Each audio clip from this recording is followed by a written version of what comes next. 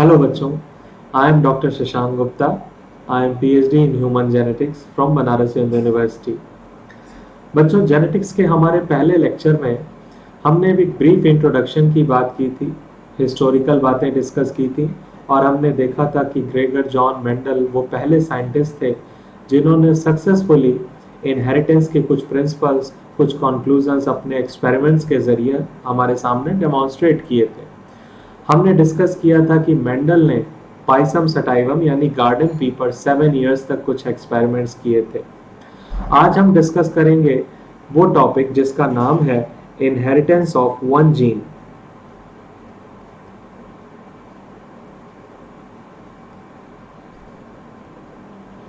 Mendel ने जो experiments किए वो अलग अलग तरह के एक्सपेरिमेंट्स किए। उनके एक एक्सपेरिमेंट्स को जो बेसिकली आर्टिफिशियल क्रॉसेस थे, आर्टिफिशियल हाइब्रिडाइजेशन थे, उनको हम कहते हैं मोनोहाइब्रिड क्रॉस। मोनोहाइब्रिड क्रॉस का क्या मतलब है? ऐसे क्रॉसेस जहां पर मेंडल किसी एक पर्टिकुलर जीन का इनहेरिटेंस स्टडी कर रहे हैं। इसीलिए इस टॉपिक की शुरुआत ही हमने इस टाइटल से की, इनहेरिटेंस ऑफ वन जीन, और एनसीईआरटी में भी यही टाइटल यूज किया गया है। इस टाइटल के अंडर में हम स्टडी करेंगे मोनोहाइब्रिड क्रॉसेस, यानी वो हाइब्रिड क्रॉसेस जहां पर मेंडल ने एक कैरेक्टर का इनहेरिटेंस या एक कैरेक्टर का ट्रांसफर स्टडी किया। और ट्रांसफर कहां से कहां होगा? जाहिर सी बात है, पेरेंट से प्रोजेनीज में ट्रांसफर होगा। तो ये वो क्रॉसेस थे, these were crosses where inheritance of one character inheritance of one character was studied। बच्चों, लास्ट क्लास में लेक्चर में हमने डिस्कस किया था कि कैरेक्टर क्या है और ट्रेड्स क्या है। तो हमने डिस्कस किया था कि किसी ऑर्गेनिज्म का वो फीचर जिसकी हम स्टडी कर रहे हैं उसको कैरेक्टर कहते हैं, और उस कैरेक्टर के जो दो फॉर्म्स हैं, फॉर एग्जाम्पल पाइसम सटाइवम में, उनको हम ट्रेड्स कहते हैं। जैसे स्टेम हाइट की अगर हम बात कर रहे हैं तो स्टेम हाइट एक कैरेक्टर है, और इस कैरेक्टर के दो ट्रेड्स क्या अवेलेबल हैं? टॉल या डॉर्फ। क्योंकि हाइट के हिसाब से प्लांट या तो टॉल हो सकता है या तो डॉर्फ हो सकता है। तो टॉलनेस या डॉर्फनेस क्या है? ये ट्रेड्स हैं। तो जैसा कि मैंने बताया, मोनोहाइब्रिड क्रॉसेस वो क्रॉसेस थे जहां मेंडल ने एक बार में एक कैरेक्टर को स्टडी किया। वो पेरेंट से प्रोजेनीज में एक ही कैरेक्टर का इनहेरिटेंस स्टडी करते थे। तो जाहिर सी बात है, यहाँ इन्होंने दो ऐसे प्लांट्स लिए जो सिर्फ और सिर्फ स्टेम हाइट या वन कैरेक्टर के हिसाब से आपस में डिफरेंट थे। तो हम जो मोनोहाइब्रिड क्रॉस बच्चों स्टडी करने जा रहे हैं वो हम स्टेम हाइट के रेस्पेक्ट में स्टडी करेंगे। हमने आपको बताया था कि मेंडल ने 7 कैरेक्टर्स की स्टडी की थी, लेकिन मोनोहाइब्रिड क्रॉस को समझने के लिए हम यहाँ एक कैरेक्टर चूज करने जा रहे हैं, स्टेम हाइट। तो इसके लिए इन्हें दो प्लांट की जरूरत पड़ी। एक इन्होंने टॉल प्लांट लिया और दूसरा डॉर्फ प्लांट लिया। इनके बीच में क्रॉस करना होगा, यानी ये दो प्लांट्स ऐसे हैं जो सिर्फ और सिर्फ स्टेम हाइट के मामले में एक दूसरे से डिफरेंट है। तो हम इन दोनों प्लांट्स के बीच में क्रॉस कर रहे हैं, और इनसे जो प्रोजेनीज आएंगी, जो ऑफस्प्रिंग्स आएंगी, उनमें स्टेम हाइट कैसे ट्रांसफर हो रही है, स्टेम हाइट का कैरेक्टर कैसे ट्रांसमिट हो रहा है, इसको स्टडी करने की कोशिश करेंगे। तो ये क्रॉसेस मेंडल ने परफॉर्म किए थे मोनोहाइब्रिड क्रॉसेस के नाम से। अब यहाँ पर बच्चों ये ध्यान देना है कि इन्होंने जो टॉल प्लांट लिया था वो ट्रू ब्रीडिंग टॉल प्लांट था, और जो डॉर्फ प्लांट लिया था वो भी ट्रू ब्रीडिंग डॉर्फ प्लांट था। तो ट्रू ब्रीडिंग टॉल और true breeding dwarf, true breeding का मतलब क्या है बच्चों? ट्रू ब्रीडिंग का मतलब एनसीईआरटी में यह लिखा हुआ है कि अगर आप किसी प्लांट को कई जनरेशन तक सेल्फ पॉलिनेट कर रहे हैं तो उसमें एक पर्टिकुलर ट्रेट हर जनरेशन में स्टेबली अगर एक्सप्रेस हो रहा है तो हम उसको कहेंगे कि ये उस पर्टिकुलर ट्रेट के लिए ट्रू ब्रीडिंग प्लांट है।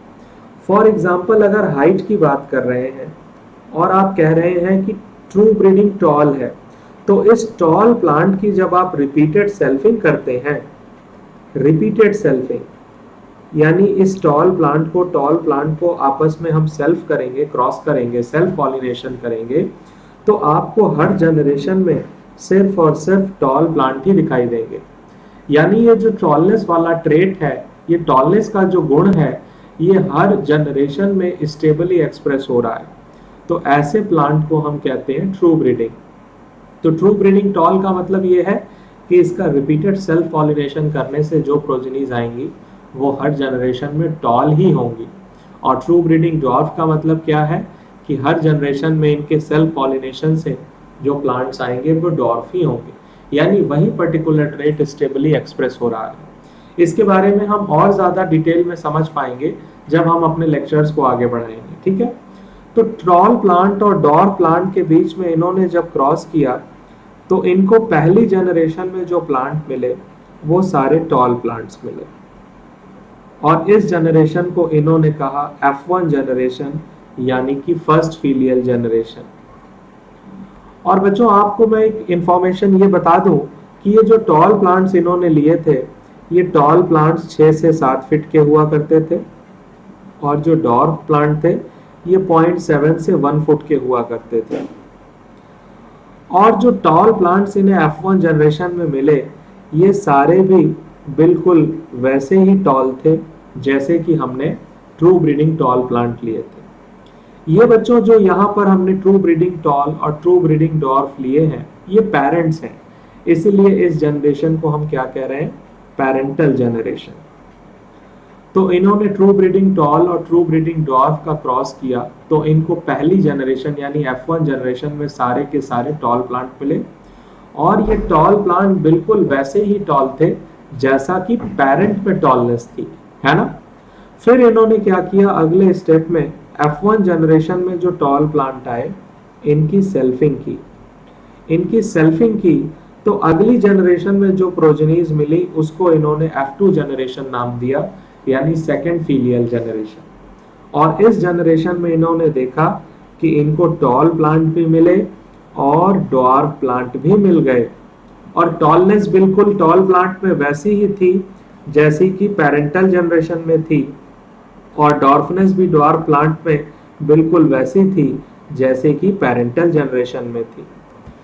तो यहाँ बच्चों हम देख रहे हैं कि ड्वार्फनेस का जो ट्रेट था, हमें ऐसा लग रहा था कि F1 जनरेशन में वो ट्रेट गायब हो गया, लेकिन हमने देखा कि F2 जनरेशन में डॉर्फनेस दोबारा से अपीयर हो गई, है ना।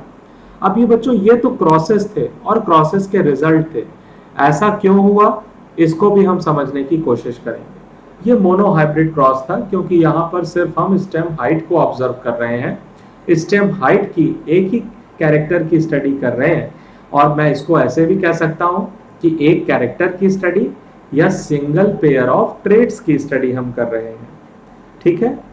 तो इस मोनोहाइब्रिड क्रॉस में मेंडल ने देखा कि F1 जनरेशन में सारे के सारे टॉल प्लांट मिले, और F2 जनरेशन में टॉल और डॉर्फ दोनों प्लांट मिले, लेकिन F2 जनरेशन में जो टॉल थे ये 3/4 प्लांट टॉल थे जितनी भी प्रोजेनीज आई, और 1/4 यानी 1/4 डॉर्फ आई। अब बच्चों ये जो टॉलनेस की हम बात कर रहे हैं, जो डॉर्फनेस की बात कर रहे हैं, ये क्या है, observable morphology, observable morphological feature. Plant हमें देखने में कैसा लग रहा है, यानी उसका कोई फीचर ये हमें देखने में कैसा लग रहा है, और इसको हम टेक्निकली कहते हैं फिनोटाइप। तो इसका मतलब F2 जनरेशन का जो फिनोटिपिक रेशियो है, क्या क्या फिनोटाइप हमें F2 जनरेशन में मिले बच्चों, टॉल और डॉर्फ। तो F2 जनरेशन में जो फिनोटिपिक रेशियो है उसको 3/4:1/4 या फिर 3:1 हम कह सकते हैं, बिल्कुल कह सकते हैं, ठीक है। और ये तो रिजल्ट थे मोनोहाइब्रिड क्रॉस के। यहाँ पर एक हमने टर्म देखा फिनोटाइप। इसी तरह ये जो फिनोटाइप कॉज करने वाला बच्चों जो जेनेटिक मेकअप होगा या जो जेनेटिक कॉन्स्टिट्यूएंट है जो ये फिनोटाइप कॉज कर रहा है, उसको हम कहते हैं genotype. Genetic makeup causing a particular phenotype is called genotype. मैंने आपको बताया था कि जेनेटिक्स में बहुत सारे हमें टर्म्स मिलेंगे और जैसे जैसे हम स्टडी करेंगे वैसे वैसे इन टर्म्स से भी अपने आप को हम फैमिलियर करेंगे, ठीक है।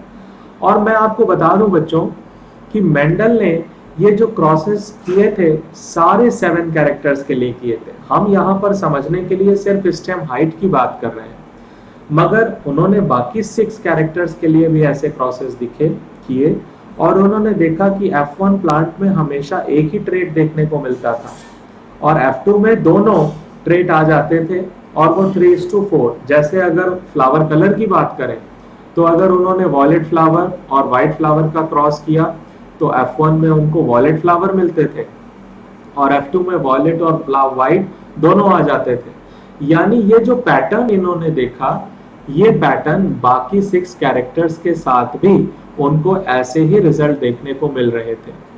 तो मेंडल के सामने अब एक समस्या खड़ी हुई कि ये ऐसे रिजल्ट्स आ क्यों रहे हैं, यानी इसका थ्योरेटिकल एक्सप्लेनेशन।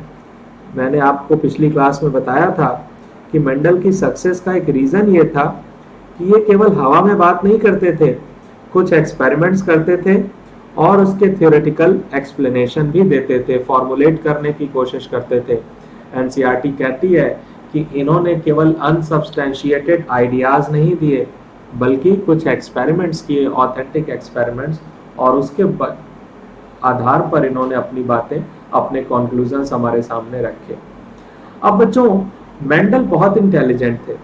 इन्होंने कहा कि कुछ तो होगा जो टॉल प्लांट को टॉल बनाता है और डॉर्फ प्लांट को डॉर्फ बनाता है।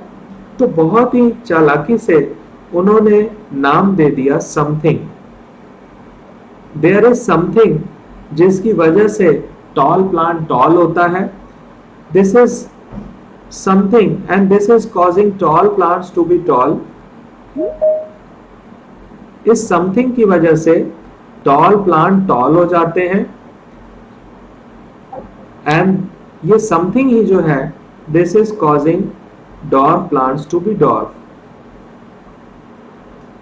अब मेंडल को ये पता नहीं था कि टॉल प्लांट क्यों टॉल हो रहे हैं, डॉर्फ प्लांट क्यों डॉर्फ हो रहे हैं, लेकिन इन्होंने कहा कि भाई कुछ तो होगा ना जो टॉल प्लांट जिसकी वजह से टॉलनेस आती है, या कोई तो ऐसी चीज होगी जिसकी वजह से डॉर्फनेस आती है। तो इन्होंने उसे क्या नाम दे दिया, something. Something is there, but ये समथिंग क्या है। अब मेंडल ने सोचा कि भाई अगर हम साइंटिफिक कम्युनिटी में जाके कहेंगे कि देयर इज समथिंग जो टॉल बनाती है या डॉर्फ बनाती है प्लांट को, तो लोग हमारी बड़ी हंसी करेंगे। तो देखिए मेंडल ने इसका क्या सॉल्यूशन निकाला। पहले बच्चों हम ये देखते हैं कि मेंडल ने समथिंग के बारे में क्या कहा। मेंडल ने कहा कि ये जो समथिंग है ये ट्रांसफर हो रही है from parents to offspring,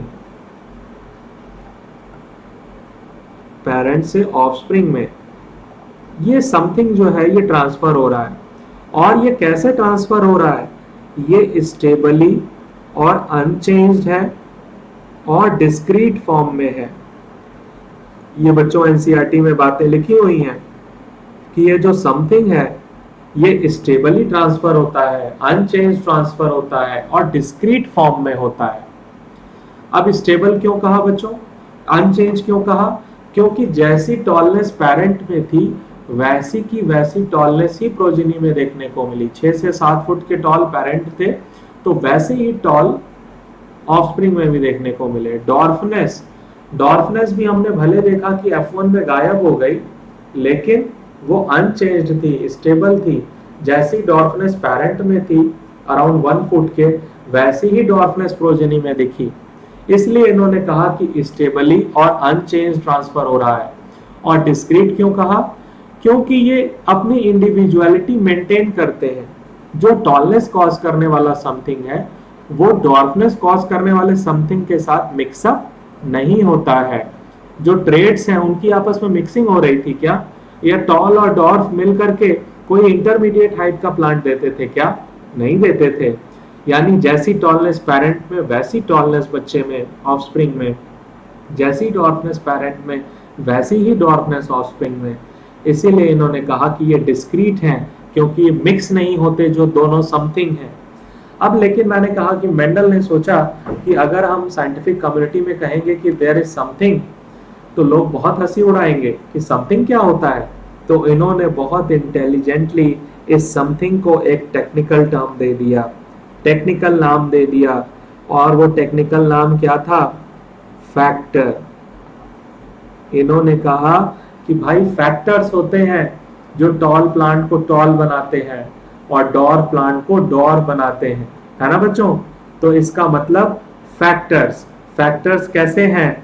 factors stably transfer हो रहे हैं, फैक्टर्स अनचेंज्ड फॉर्म में ट्रांसफर हो रहे हैं। स्टेबल अनचेंज इसलिए कह रहे हैं क्योंकि एक जनरेशन से दूसरी जनरेशन जाने में जो टॉलनेस है उसमें कोई चेंज नहीं आया, जो डॉर्फनेस है उसमें कोई चेंज नहीं आया, और टॉलनेस और डॉर्फनेस आपस में मिक्स भी नहीं हुई। इसीलिए कह रहे हैं कि ये फैक्टर्स स्टेबल हैं, अनचेंज हैं और डिस्क्रीट फॉर्म में हैं। ठीक है, तो बच्चों जो समथिंग मेंडल के दिमाग में आया था उसको ही उन्होंने क्या नाम दे दिया? फैक्टर्स। ठीक है, अब देखिए क्रॉस में हमने क्या देखा था? क्रॉस में हमने देखा था कि एक पेरेंटल जनरेशन में टॉल और डॉर्फ प्लांट को क्रॉस किया गया और इससे क्या मिले? टॉल प्लांट मिले F1 जनरेशन में। तो बच्चों मेंडल ने कहा कि जो टॉल प्लांट है उसके पास टॉलनेस कॉज करने वाला फैक्टर होगा, तो T फॉर टॉल होता है, तो इसीलिए इन्होंने कहा चलो इसके पास कैपिटल T फैक्टर है। अब जो डॉर्फ है उसके पास क्या फैक्टर होंगे? तो इन्होंने कहा चलो भाई अगर हम कैपिटल T से टॉल को दिखा रहे हैं तो स्मॉल t से दिखा देते हैं डॉर्फ को। ठीक है, तो यानी कि मेंडल की बात ये दिमाग में आई कि टॉल प्लांट के पास कैपिटल T फैक्टर है जो उसको टॉल बना देते हैं, और डॉर्फ प्लांट के पास स्मॉल t फैक्टर है जो उसको डॉर्फ बना देते हैं।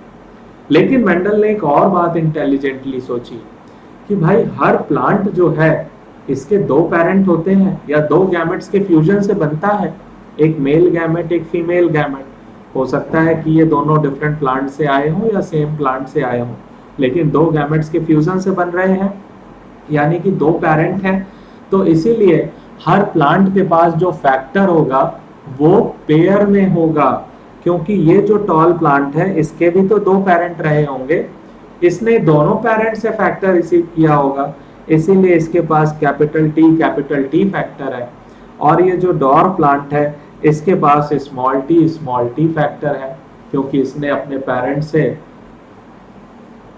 स्मॉल t एलील रिसीव किया होगा, इसके भी दो पेरेंट रहे होंगे। अब बच्चों ये जो टॉल और डॉर्फ प्लांट थे, हमें याद होगा कि ये ट्रू ब्रीडिंग टॉल थे और ट्रू ब्रीडिंग डॉर्फ लिए गए थे, है ना? True breeding. तो मैंने आपको डेफिनेशन क्या बताई थी? एनसीईआरटी में डेफिनेशन ट्रू ब्रीडिंग की क्या दी है कि सेल्फ पॉलिनेशन करने से बार बार वही ट्रेट स्टेबली एक्सप्रेस होता है। तो अगर आप इसका सेल्फ पॉलिनेशन करोगे तो आपको बार बार सिर्फ और सिर्फ टॉल प्लांट ही मिलेंगे।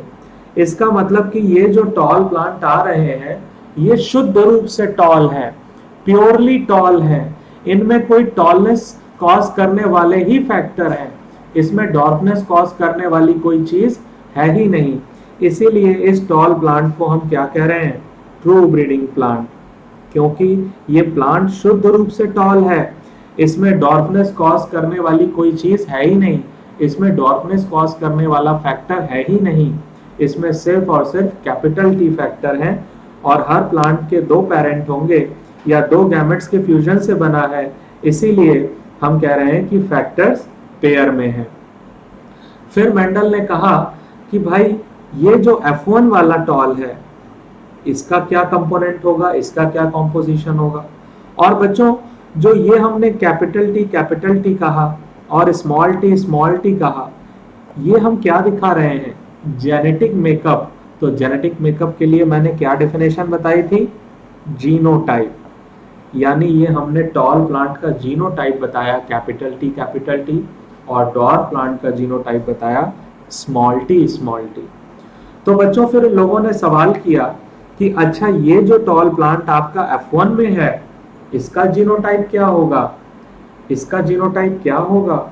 तो फिर मेंडल सोच में पड़ गए उन्होंने कहा कि ये टॉल प्लांट, इसके दो पेरेंट हैं, एक तो टॉल और एक डॉर्फ, इसके दो पेरेंट है ना, इसीलिए दोनों से फैक्टर रिसीव करेगा और इसके पास एक फैक्टर होगा कैपिटल टी और एक फैक्टर होगा स्मॉल टी।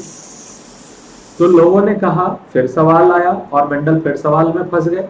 मेंडल से पूछा कि भाई यहाँ कैपिटल टी स्मॉल टी होने से भी टॉल होता है और यहाँ कैपिटल टी होने से भी टॉल होता है, इसका क्या मतलब है? तो इसको एक्सप्लेन करने के लिए फिर मेंडल ने एक और बात बताई कि भाई जब डिसिमिलर पेयर ऑफ फैक्टर साथ में होंगे, डिसिमिलर का मतलब एक फैक्टर है कैपिटल टी और एक फैक्टर है स्मॉल टी, तो जब डिसिमिलर पेयर ऑफ फैक्टर हैं तो उनमें से एक ही अपने आप को एक्सप्रेस करता है। डिसिमिलर हैं तो only one is expressed, one factor is expressed. तो बच्चों यहां तक मेंडल ने जो एक्सप्लेनेशन दिए उसी से बनता है लॉ ऑफ डोमिनेंस। तो लॉ ऑफ डोमिनेंस में अब बताइए मेंडल ने क्या क्या एक्सप्लेनेशन दिए। मेंडल ने पहले तो फैक्टर्स का कंसेप्ट दिया। मेंडल ने पहली बात बताई कि जो कैरेक्टर्स हैं, these characters are controlled by factors. और मेंडल ने क्या बात बताई? मेंडल ने बताई ये बात कि फैक्टर्स कैसे रहते हैं, factors occur in pair, factors जोड़े में होते हैं, क्योंकि हर प्लांट एक मेल और फीमेल प्लांट या एक मेल गैमेट और फीमेल गैमेट के फ्यूजन से, सेक्सुअल रिप्रोडक्शन से, फर्टिलाइजेशन से बना है, इसीलिए उसके पास फैक्टर्स पेयर में होंगे। और तीसरी बात मेंडल ने क्या बताई कि इन अ डिसिमिलर पेयर ऑफ फैक्टर, अगर दो अलग अलग फैक्टर साथ में प्रेजेंट हैं जैसे कि कैपिटल टी और small T, in a dissimilar pair of factor only one is expressed and one is not expressed, one factor is expressed and one is not। तो यही बच्चों लॉ ऑफ डोमिनेंस है जिसके बारे में एनसीईआरटी में भी मेंशन्ड है और एनसीईआरटी में भी लॉ ऑफ डोमिनेंस में यही तीन स्टेटमेंट्स मेंशन्ड हैं। तो बच्चों यहाँ मैंने आपको आज ये बताने की कोशिश की कि मोनोहाइब्रिड क्रॉस में मेंडल ने क्या किया था और मेंडल ने कैसे सोचा, मेंडल के दिमाग में बात कैसे आई फैक्टर्स की, फैक्टर्स के बेसिस पे इन्होंने मोनोहाइब्रिड क्रॉस को एक्सप्लेन कैसे किया, ये आज मैंने डिस्कस करने की कोशिश की है। और बच्चों आपकी इंफॉर्मेशन के लिए बता दूं कि मेंडल ने जो एक्सपेरिमेंट्स किए उसके बेसिस पर उन्होंने सिंपली कुछ पोस्टुलेट्स दिए थे, कुछ कंक्लूजन्स दिए थे। जो हम लॉज आज पढ़ रहे हैं, मेंडल का फर्स्ट लॉ या आने वाले लेक्चर्स में पढ़ेंगे सेकंड लॉ, थर्ड लॉ, इनको मेंडल के कंक्लूजन्स को, पोस्टुलेट्स को लॉज का फॉर्म दिया था कार्ल कॉरेंस, एक साइंटिस्ट थे इन्होंने। लेकिन एनसीईआरटी इनको सीधे लॉज ऑफ मेंडल के फॉर्म में या लॉज ऑफ इनहेरिटेंस के फॉर्म में रिप्रेजेंट कर रही है, इसीलिए हमने सीधे इनको लॉ ऑफ डोमिनेंस के फॉर्म में आज आपको मेंडल का फर्स्ट लॉ या फर्स्ट लॉ ऑफ इनहेरिटेंस पढ़ाया है। अब बच्चों ये जो लॉ है इसके बारे में एक बात ध्यान रखने वाली है कि ये लॉ यूनिवर्सल नहीं है, क्योंकि इसके एक्सेप्शंस हैं जो हम आने वाले लेक्चर्स में पढ़ेंगे। तो बट अभी के लिए ये फर्स्ट लॉ ऑफ इनहेरिटेंस था, फर्स्ट लॉ ऑफ मेंडल या लॉ ऑफ डोमिनेंस और मोनोहाइब्रिड क्रॉस।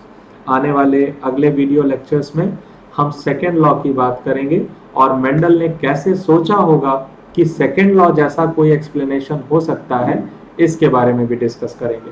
आई होप आपको फर्स्ट लॉ ऑफ इनहेरिटेंस और मोनोहाइब्रिड क्रॉस का आज का डिस्कशन समझ आया होगा। थैंक यू वेरी मच बच्चों।